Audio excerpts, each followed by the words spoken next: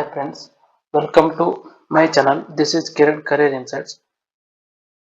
ಇವತ್ತು ಈ ವಿಡಿಯೋದಲ್ಲಿ ಬೆಂಗಳೂರು ಜಿಲ್ಲಾ ಸಹಕಾರಿ ಬ್ಯಾಂಕ್ ಸ್ಪರ್ಧಾತ್ಮಕ ಪರೀಕ್ಷೆ 2023ರ ಹಿರಿಯ ಸಹಾಯಕ ಹುದ್ದೆಗೆ ನಡೆದಂತ ಪರೀಕ್ಷೆಯಲ್ಲಿ ಸಹಕಾರ ವಿಷಯಕ್ಕೆ ಸಂಬಂಧಿಸಿದಂತ ಪ್ರಶ್ನೋತ್ತರಗಳನ್ನು ನೋಡೋಣ. ಸೊ ಇವು ಮುಂದೆ ಬರುವಂತ ಎಲ್ಲ ಡಿಸಿಸಿ ಬ್ಯಾಂಕ್ ಪರೀಕ್ಷೆ ಹಾಗೂ ಕೆಎಂಎಫ್ ನಡೆಸುವಂತ ಎಲ್ಲ ಒಕ್ಕೂಟದ ಪರೀಕ್ಷೆಗಳಿಗೆ ಈ ವಿಡಿಯೋ ಸಹಕಾರಿಯಾಗುತ್ತದೆ. ಸೊ ಯಾರಾದ್ರೂ ನಮ್ಮ ಚಾನಲ್ನ ಇದು ಈ ಮೊದಲನೇದಾಗಿ ನೋಡ್ತಾ ಇದ್ರೆ ಸಬ್ಸ್ಕ್ರೈಬ್ ಮಾಡ್ಕೊಳ್ಳಿ. ಮುಂದೆ ಬರುವಂತ ಎಲ್ಲ ಸ್ಪರ್ಧಾತ್ಮಕ ಪರೀಕ್ಷೆಗಳಿಗೆ ಬೇಕಾಗುವಂತ ಪ್ರಶ್ನೋತ್ತರಗಳನ್ನು ಬಿಡಿಸೋದು ಹಾಗೂ ಪ್ರಶ್ನೆ ಪತ್ರಿಕೆಗಳನ್ನು ಬಿಡಿಸೋದು ಅದಕ್ಕೆ ಸಂಬಂಧಿಸಿದ ವಿಡಿಯೋಗಳನ್ನ ಈ ಚಾನೆಲ್ ಅಲ್ಲಿ ಹಾಕ್ತೇನೆ. ಸೊ ಮೊದಲನ ಪ್ರಶ್ನೆ, ಮೊದಲ ಸಹಕಾರಿ ಬ್ಯಾಂಕ್ ಅನ್ನು ಡ್ಯಾಶ್ 1883ರಲ್ಲಿ ಲೋರಿಗೆಯ ಇಟಲಿಯಲ್ಲಿ ಸ್ಥಾಪಿಸಲಾಯಿತು. Option A Leon Wollemborg, option B Robert Owen, option C William King, option D Luigi Luzzatti. So ಸರಿಯಾದ ಉತ್ತರ ಆಪ್ಷನ್ ಎ.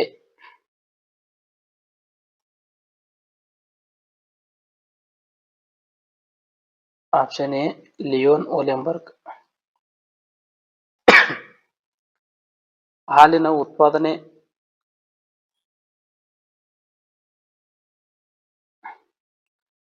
ಉತ್ಪಾದನೆ, ಸಂಗ್ರಹಣೆ, ಸಂಸ್ಕರಣೆ ಮತ್ತು ಮಾರುಕಟ್ಟೆಗೆ ಅದರ ಸಮಗ್ರ ವಿಧಾನದೊಂದಿಗೆ ರೈತ ಮಾಲೀಕತ್ವದ ಸಹಕಾರಿ ಮಾದರಿಯನ್ನು ಡ್ಯಾಶ್ ಎಂದು ಕರೆಯಲಾಗುತ್ತದೆ.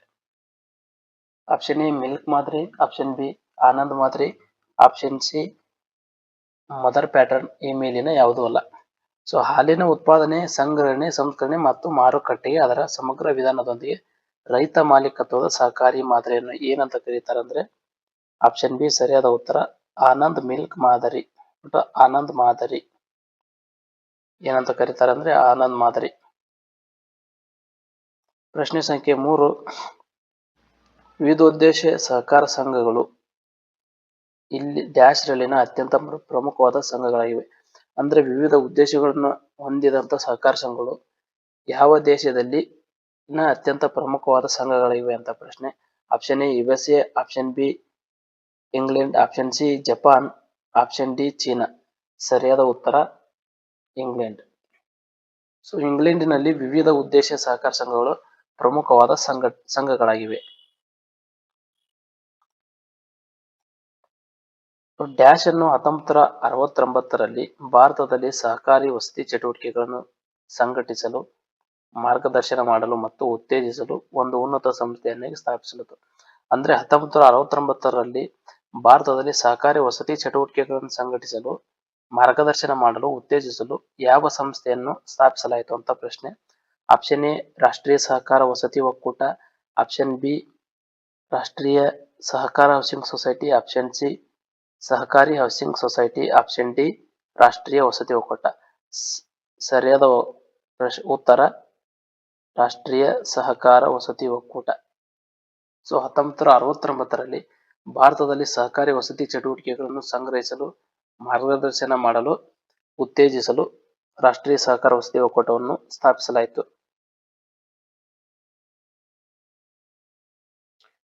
ನಬಾರ್ಡ್ ಹಿಂದಿನದು ಅಂದ್ರೆ ನಬಾರ್ಡ್ ಬರುವುದಕ್ಕಿಂತ ಮುಂಚೆ ಇದ್ದ ಬ್ಯಾಂಕ್ ಅಥವಾ ನಿಗಮ ಯಾವುದು ಅಂತ ಪ್ರಶ್ನೆ.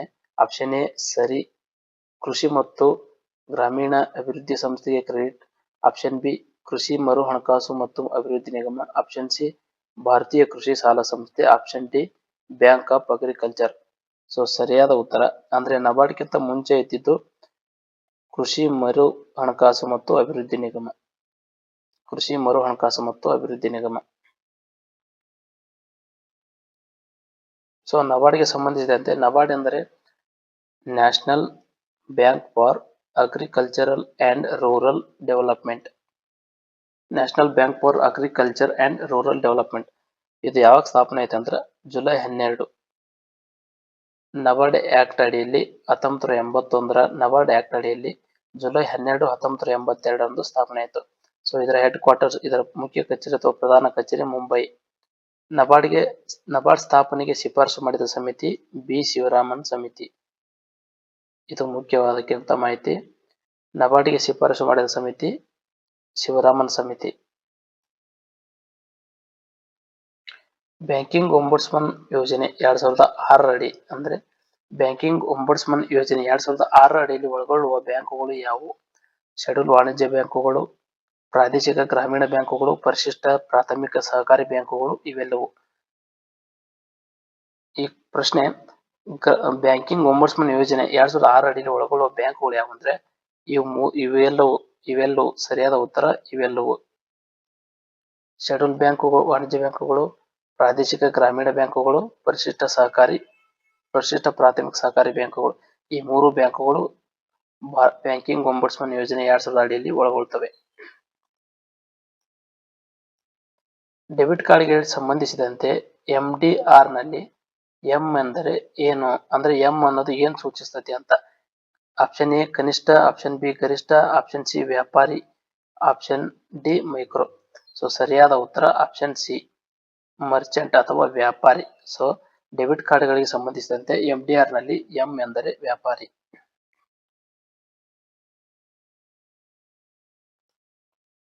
ಎಂಟನೇ ಪ್ರಶ್ನೆ, ನೆಗೋಷಿಯಬಲ್ ಇನ್ಸ್ಟ್ರೂಮೆಂಟ್ ಆಕ್ಟ್ 1881 ಈ ಕೆಳಗಿನ ಯಾವ ವಿಭಾಗವು ಅನುಮೋದನೆಗಳ ಬಗ್ಗೆ ವಿವರಿಸುತ್ತದೆ? ಪ್ರಕರಣ 7, ಪ್ರಕರಣ 9, ಪ್ರಕರಣ 11, ಪ್ರಕರಣ 15. ಸೊ ನೆಗೋಷಿಯಬಲ್ ಇನ್ಸ್ಟ್ರೂಮೆಂಟ್ ಆಕ್ಟ್ 1881 ವಿಭಾಗದಲ್ಲಿ ಅನುಮೋದನೆಗಳ ಬಗ್ಗೆ ಪ್ರಕರಣ 15 ವಿವರಣೆ ನೀಡುತ್ತದೆ. ಆಪ್ಷನ್ ಡಿ ಪ್ರಕರಣ 15 ವಿವರಣೆ ನೀಡುತ್ತದೆ. ಪ್ರಶ್ನೆ 9, ಕೆಳಗಿನವುಗಳಲ್ಲಿ ಯಾವುದು ಸರಿಯಾಗಿ ಹೊಂದಿಕೆ ಆಗುವುದಿಲ್ಲ? ಆಪ್ಷನ್ ಎ ವಿಜೆ ಪಾಟೀಲ್ ಸಮಿತಿ 2001, ಆಪ್ಷನ್ ಬಿ VS ವ್ಯಾಸ ಸಮಿತಿ 2001 ಮತ್ತು 2004, ಆಪ್ಷನ್ ಸಿ ಭೂ ಸುಧಾರಣಾ ಸಾಲ ಕಾಯ್ದೆ 1883, ಆಪ್ಷನ್ ಡಿ ಕೃಷಿಕರ ಸಾಲ ಕಾಯ್ದೆ. ಸರಿಯಾದ ಉತ್ತರ ಆಪ್ಷನ್ ಡಿ. ಸೊ ಇದು ಸರಿಯಾಗಿ ಹೊಂದಿಕೆ ಆಗುವುದಿಲ್ಲ. ಅತ್ಯಂತ ಮುಖ್ಯವಾದ ಪ್ರಶ್ನೆ, ಸಿದ್ದನಗೌಡ ಸಣ್ಣ ರಾಮನಗೌಡ ಪಾಟೀಲ್ ಅವರು 1905 ರಲ್ಲಿ ಮೊದಲ ಕೃಷಿ ಸಾಲ ಸಹಕಾರ ಸಂಘವನ್ನು ಡ್ಯಾಶ್ ರಲ್ಲಿ ಸ್ಥಾಪಿಸಿದರು? ಆಪ್ಷನ್ ಎ ಧಾರವಾಡ ಜಿಲ್ಲೆ ನವಲಗುಂದ, ಬಾಗಲಕೋಟೆ ಜಿಲ್ಲೆ ಮುಧೋಳ, ಗದಗ ಜಿಲ್ಲೆ ಕಣಗಿನಹಾಳ, ಆಪ್ಷನ್ ಡಿ ಕೊಪ್ಪಳ ಜಿಲ್ಲೆ ಕುಷ್ಟಗಿ. ಸರಿಯಾದ ಉತ್ತರ ಕಣಗಿನಹಾಳ. ಗದಗ ಜಿಲ್ಲೆಯಲ್ಲಿ ಬರುವಂತಕ್ಕಂಥ ಕಣಗಿನಹಾಳದಲ್ಲಿ ಮೊದಲ ಸಹಕಾರಿ ಸಂಘವನ್ನು 1905 ರಲ್ಲಿ ಯಾರು ಸ್ಥಾಪನೆ ಮಾಡಿದ್ರು ಅಂದ್ರೆ ಸಿದ್ದನಗೌಡ ಸಣ್ಣ ರಾಮನಗೌಡ ಪಾಟೀಲ್ ಅವರು.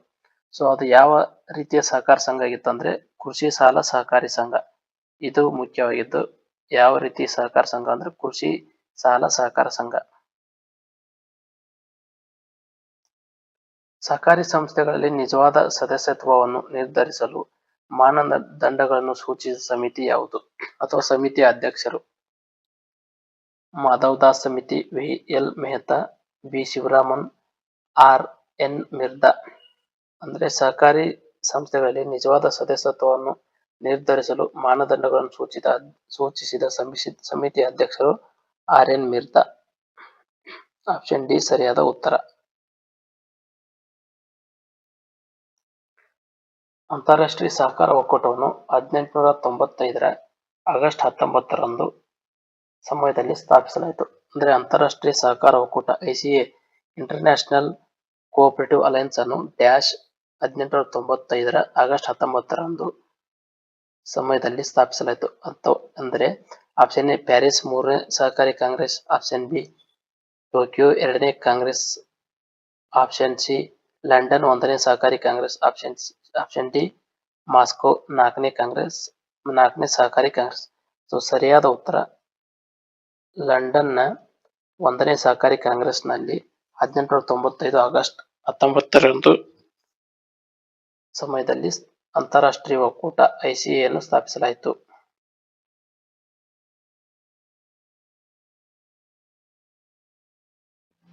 ICA ಅಂದ್ರೆ ಇಂಟರ್ನ್ಯಾಷನಲ್ ಕೋಆಪರೇಟಿವ್ ಅಲೈನ್ಸ್. ಅಂದ್ರೆ ಕರ್ನಾಟಕ ರಾಜ್ಯ ಸೌಹಾರ್ದ ಸಂಯುಕ್ತ ಸಹಕಾರಿ ಲಿಮಿಟೆಡ್ ಬೆಂಗಳೂರು ಕನ್ನಡದಲ್ಲಿ ಯಾವ ಹೆಸರಿನ ಮಾಸಪತ್ರಿಕೆಯನ್ನು ಪ್ರಕಟಿಸುತ್ತದೆ? ಆಪ್ಷನ್ ಎ ಸ್ವಾಭಿಮಾನಿ ಸಹಕಾರಿ, ಆಪ್ಷನ್ ಬಿ ರೈತ ಸಹಕಾರಿ, ಆಪ್ಷನ್ ಸಿ ಸೌಹಾರ್ದ ಸಹಕಾರಿ, ಆಪ್ಷನ್ ಡಿ ಸಹಕಾರಿ ವಾರ್ತಾ. ಸರಿಯಾದ ಉತ್ತರ ಆಪ್ಷನ್ ಎ ಸ್ವಾಭಿಮಾನಿ ಸಹಕಾರಿ ಎಂಬ ಮಾಸಪತ್ರಿಕೆಯನ್ನು ಪ್ರಕಟಿಸುತ್ತಿತ್ತು. ಡ್ಯಾಶ್ 1960ರಲ್ಲಿ ಸ್ಥಾಪಿಸಲಾಯಿತು ಮತ್ತು ಇದನ್ನು ಬಹು ರಾಜ್ಯ ಸಹಕಾರ ಸಂಘಗಳ ಕಾಯ್ದೆ 2002ರ ಅಡಿಯಲ್ಲಿ ನಿರ್ವಹಿಸಲಾಗುತ್ತದೆ. ಆಪ್ಷನ್ ಎ ರಾಜ್ಯ ಸಹಕಾರಿ ಬ್ಯಾಂಕ್ಗಳ ರಾಷ್ಟ್ರೀಯ ಒಕ್ಕೂಟ ಲಿಮಿಟೆಡ್, ಆಪ್ಷನ್ ಬಿ ಕೃಷಿ ಮತ್ತು ಗ್ರಾಮೀಣಾಭಿವೃದ್ಧಿಗಾಗಿ ರಾಷ್ಟ್ರೀಯ bank, option C federation of urban cooperative banks and credit societies limited, option D ರಾಷ್ಟ್ರೀಯ ಸಹಕಾರಿ ಕೃಷಿ ಮತ್ತು ಗ್ರಾಮೀಣಾಭಿವೃದ್ಧಿಗಳ ಬ್ಯಾಂಕ್ ಒಕ್ಕೂಟ. 1960ರಲ್ಲಿ ಸ್ಥಾಪಿಸಲಾಯಿತು ಮತ್ತು ಇದನ್ನು ಬಹು ರಾಜ್ಯ ಸಹಕಾರಿ ಸಂಘಗಳ ಕಾಯ್ದೆ 2002ರಲ್ಲಿ ನಿರ್ವಹಿಸಲಾಗುತ್ತದೆ. ಅದ್ಯಾವುದಂದ್ರೆ ರಾಷ್ಟ್ರೀಯ ಸಹಕಾರಿ ಕೃಷಿ ಮತ್ತು ಗ್ರಾಮೀಣ ಬ್ಯಾಂಕುಗಳ ಒಕ್ಕೂಟ. ರಾಷ್ಟ್ರೀಯ ಸಹಕಾರಿ ಕೃಷಿ ಮತ್ತು ಗ್ರಾಮೀಣ ಅಭಿವೃದ್ಧಿ ಬ್ಯಾಂಕುಗಳ ಒಕ್ಕೂಟವನ್ನ 1960ರಲ್ಲಿ ಸ್ಥಾಪಿಸಲಾಯಿತು. ಇದನ್ನು ಬಹು ರಾಜ್ಯ ಸಹಕಾರಿ ಸಂಘಗಳ ಕಾಯ್ದೆ 2002ರ ಅಡಿಯಲ್ಲಿ ನಿರ್ವಹಿಸಲಾಗುತ್ತದೆ. ಪ್ರಶ್ನೆ 15 ಡ್ಯಾಶ್ ಭಾರತದಲ್ಲಿ ಗ್ರಾಮೀಣ ಸಹಕಾರಿ ಬ್ಯಾಂಕ್ ರಚನೆ ಅತ್ಯಂತ ಕೆಳ ಹಂತವಿದೆ. ಅಂದರೆ ಭಾರತದಲ್ಲಿನ ಗ್ರಾಮೀಣ ಸಹಕಾರಿ ಬ್ಯಾಂಕಿಂಗ್ ರಚನೆಯ ಅತ್ಯಂತ ಕೆಳ ಹಂತ ಯಾವುದು ಅಂದ್ರೆ ಆಪ್ಷನ್ ಎ ರಾಜ್ಯ ಸಹಕಾರ ಬ್ಯಾಂಕುಗಳು, ಆಪ್ಷನ್ ಬಿ ಜಿಲ್ಲಾ ಸಹಕಾರ ಕೇಂದ್ರ ಬ್ಯಾಂಕುಗಳು, ಆಪ್ಷನ್ ಸಿ ಪ್ರಾಥಮಿಕ ಕೃಷಿ ಸಾಲ ಸಂಘಗಳು, ಆಪ್ಷನ್ ಡಿ ಗ್ರಾಮೀಣ ಅಭಿವೃದ್ಧಿ ಬ್ಯಾಂಕುಗಳು. ಸರಿಯಾದ ಉತ್ತರ ಆಪ್ಷನ್ ಸಿ ಪ್ರಾಥಮಿಕ ಕೃಷಿ ಸಾಲ ಸಂಘಗಳು. ಪ್ರಾಥಮಿಕ ಕೃಷಿ ಸಾಲ ಸಂಘಗಳು ಸರಿಯಾದ ಉತ್ತರ. ಇವು ಗ್ರಾಮೀಣ ಸಹಕಾರಿ ಬ್ಯಾಂಕಿನ ಅತ್ಯಂತ ಕೆಳ ರಚನೆ ಹಂತವಾಗಿವೆ. ಪ್ರಶ್ನೆ 16 ದೀರ್ಘಾವಧಿಯ ಸಹಕಾರ ಸಾಲ ಸಂಸ್ಥೆಗಳು ಸಾಮಾನ್ಯವಾಗಿ 2 ಹಂತದ ರಚನೆಯನ್ನು ಒಳಗೊಂಡಿರುತ್ತವೆ. ಡ್ಯಾಶ್ ಆಪ್ಷನ್ ಎ ರಾಜ್ಯ ಸಹಕಾರ ಕೃಷಿ ಮತ್ತು ಗ್ರಾಮೀಣ ಅಭಿವೃದ್ಧಿ ಬ್ಯಾಂಕುಗಳು ಮತ್ತು ಪ್ರಾಥಮಿಕ ಸಹಕಾರ ಕೃಷಿ ಮತ್ತು ಗ್ರಾಮೀಣ ಅಭಿವೃದ್ಧಿ ಬ್ಯಾಂಕುಗಳು, ರಾಜ್ಯ ಸಹಕಾರ ಬ್ಯಾಂಕುಗಳು, ಕೇಂದ್ರ ಸಹಕಾರ ಬ್ಯಾಂಕುಗಳು ಮತ್ತು ಪ್ರಾಥಮಿಕ ಕೃಷಿ ಸಾಲ ಸಂಘಗಳು, ರಾಜ್ಯ ಸಹಕಾರ ಬ್ಯಾಂಕುಗಳು ಮತ್ತು ಕೃಷಿ ಸಾಲ ಸಂಘಗಳು. ದೀರ್ಘಾವಧಿ ಸಹಕಾರ ಸಾಲ ಸಂಸ್ಥೆಗಳು 2 ಹಂತದ ರಚನೆ ಹೊಂದಿರ್ತವು. ಅವು ಯಾವುವು ಅಂತ ಕೇಳಿದ್ದಾರೆ. ಯಾವ್ಯಾವ ಅಂದ್ರೆ ಆಪ್ಷನ್ ಸಿ ಸರಿಯಾದ ಉತ್ತರ ಕೇಂದ್ರ ಸಹಕಾರ ಬ್ಯಾಂಕುಗಳು ಮತ್ತು ಪ್ರಾಥಮಿಕ ಕೃಷಿ ಸಾಲ ಸಂಘಗಳು, ಪ್ರೈಮರಿ ಅಗ್ರಿಕಲ್ಚರಲ್ ಕೋಆಪರೇಟಿವ್ ಸೊಸೈಟೀಸ್. ಪ್ರಶ್ನೆ 17 ಕ್ರೆಡಿಟ್ ಸೊಸೈಟಿಯ ಆಡಿಟ್ ಮೌಲ್ಯವನ್ನು ಡ್ಯಾಶ್ ಆಧಾರದ ಮೇಲೆ ಲೆಕ್ಕ ಹಾಕಲಾಗುತ್ತದೆ. ಕ್ರೆಡಿಟ್ ಸೊಸೈಟಿಯ ಆಡಿಟ್ ಮೌಲ್ಯವನ್ನು ಡ್ಯಾಶ್ ಆಧಾರದ ಮೇಲೆ ಲೆಕ್ಕ ಹಾಕಲಾಗುತ್ತದೆ. ಆಪ್ಷನ್ ಎ ಒಟ್ಟು ಆದಾಯ, option be working capital, option C ಮಾರಾಟ, ಆಪ್ಷನ್ ಡಿ ಇವುಗಳಲ್ಲಿ ಯಾವುದೂ ಅಲ್ಲ. ಸರಿಯಾದ ಉತ್ತರ ವರ್ಕಿಂಗ್ ಕ್ಯಾಪಿಟಲ್ ಅಂದ್ರೆ ದುಡಿಯುವ ಬಂಡವಾಳದ ಮೇಲೆ ಕ್ರೆಡಿಟ್ ಸೊಸೈಟಿಯ ಆಡಿಟ್ ಮೌಲ್ಯವನ್ನು ಲೆಕ್ಕ ಹಾಕಲಾಗುತ್ತದೆ. ಒಂದೇ ವ್ಯವಹಾರವನ್ನು ನಡೆಸುವ 2 ಅಥವಾ ಹೆಚ್ಚಿನ ಸಂಘದ ವಿಲೀನದ ಮೂಲಕ ಅಥವಾ ಒಂದು ಸಂಘದಲ್ಲಿ ಹಲವಾರು ಕಾರ್ಯಗಳನ್ನು ಸಂಯೋಜಿಸುವ ಮೂಲಕ ಪ್ರಾಥಮಿಕ ಹಂತದಲ್ಲಿ ಸಹಕಾರ ಚಟುವಟಿಕೆಗಳನ್ನು ಕೇಂದ್ರೀಕರಿಸುವ ಪ್ರಕ್ರಿಯೆಯನ್ನು ಡ್ಯಾಶ್ ಎಂದು ಕರೆಯಲಾಗುತ್ತದೆ. ಒಂದೇ ವ್ಯವಹಾರವನ್ನು ನಡೆಸುವ 2 ಅಥವಾ ಹೆಚ್ಚಿನ ಸಂಘದ ವಿಲೀನ ಮೂಲಕ ಅಥವಾ ಒಂದು ಸಂಘದಲ್ಲಿ ಹಲವಾರು ಕಾರ್ಯಗಳನ್ನು ಸಂಯೋಜಿಸುವ ಮೂಲಕ ಪ್ರಾಥಮಿಕ ಹಂತದಲ್ಲಿ ಸಹಕಾರ ಚಟುವಟಿಕೆಗಳನ್ನು ಕೇಂದ್ರೀಕರಿಸುವ ಪ್ರಕ್ರಿಯೆಯನ್ನು ಡ್ಯಾಶ್ ಎಂದು ಕರೆಯಲಾಗುತ್ತದೆ. ಸಮತಲ ಏಕೀಕರಣ, ಆಪ್ಷನ್ ಬಿ ಲಿಂಕ್ ಅಪ್ ವ್ಯವಸ್ಥೆ, ಆಪ್ಷನ್ ಸಿ ಲಂಬ ಏಕೀಕರಣ, ಆಪ್ಷನ್ ಡಿ ಮೇಲಿನೆಲ್ಲ. ಸರಿಯಾದ ಉತ್ತರ ಸಮತಲ ಏಕೀಕರಣ.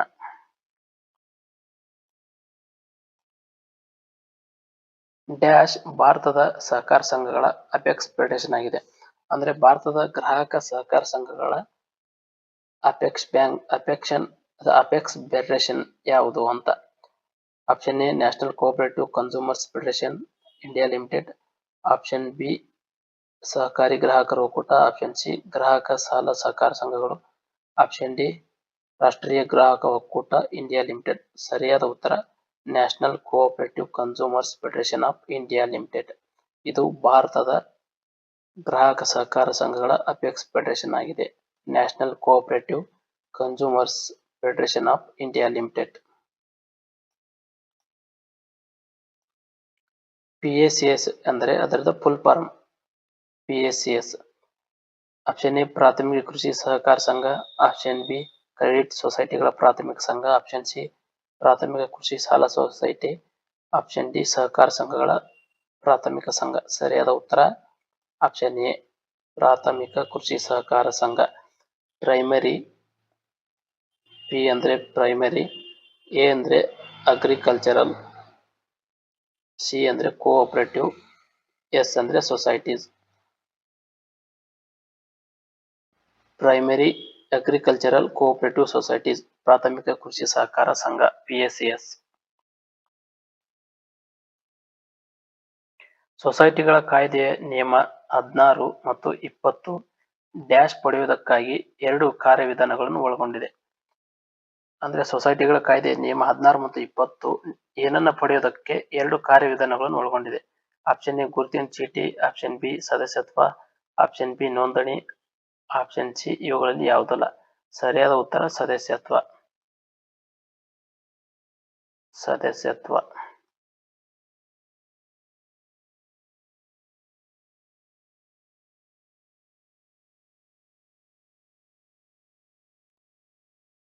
ನಿಯಮ 16 ಮತ್ತು 20 ಸದಸ್ಯತ್ವವನ್ನು ಪಡೆಯುವುದಕ್ಕಾಗಿ 2 ಕಾರ್ಯವಿಧಾನಗಳನ್ನು ಒಳಗೊಂಡಿದೆ. 23 ಸಹಕಾರ ಸಂಘದ ಲೆಕ್ಕ ಪರಿಶೋಧನೆ ಡ್ಯಾಶ್ ಆಂತರಿಕ, ಅಂತಿಮ, ಕಂಪನಿ, ಆಪ್ಷನ್ ಡಿ ಶಾಸನಬದ್ಧ. ಸಹಕಾರ ಸಂಘದ ಲೆಕ್ಕ ಪರಿಶೋಧನೆ ಶಾಸನಬದ್ಧವಾಗಿರುತ್ತದೆ.